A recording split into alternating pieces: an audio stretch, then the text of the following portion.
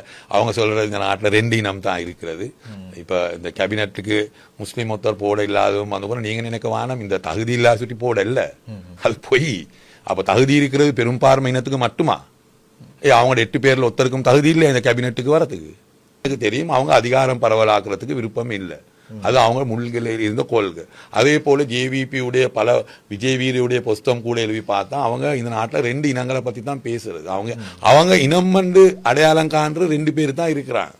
அவங்க முஸ்லீம்களை சொல்றது ரிலீஜியஸ் குரூப் உண்டு, ஆகமிக கண்டாயமா, அதுதான் அவங்க பார்க்கறது. ஆனால் அவங்க மெயினா 2 இனம்னு நினைக்கிறது தமிழ் மக்களே சிங்கள மக்களையும் தான் அவங்க இனம்னு நினைக்கிறது. இப்போ தேசிய பிரச்சனைக்கு இன தீர்ப்பு, தேசிய பிரச்சனைக்கு தீர்ப்பு என்னாண்டு புஸ்தகம் ஒன்று விஜய் வீர எழுதியிருக்கிறாரு, ரைட்டா? அந்த அவர் ரிமாண்ட் இருக்கிற காலத்தில் எழுதின புஸ்தகம், அந்த புஸ்தகத்தோடு எல்லாம் வாசிக்க போகலாம். அவங்களோட கொள்கை ரீதியாக அவங்க ஏற்றுக்கொள்றது இந்த நாட்டில் 2 இனம் தான் இருக்குது, ரைட்? இப்போ எனக்கு இருக்கிற சந்தேகம் என்னாண்டாலும் அவங்க இந்த முஸ்லீம் அமைச்சர் பதவிக்கும் அவ்வளோ அவங்க முக்கியத்துவம் கொடுக்க இல்லை.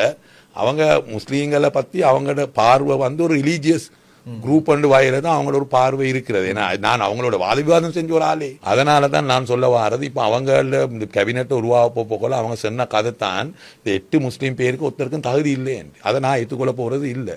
அவங்களுக்கு விட தகுதி இல்லாத ஆட்கள் இந்த கேபினெட்டில் இருக்கிறாங்க. இப்போ கேபினெட்டை பார்த்தா விளங்குது தானே உங்களுக்கு? கேபினெட் ஒன்று தேவைன்னு சொல்றது இனவாதம், ரைட்? ஆனால் அவங்களோட சமூகத்தில் எல்லாரையும் போடுறது இனவாதம் இல்லை. அதுதானே லாஜிக் அப்படியாண்டா?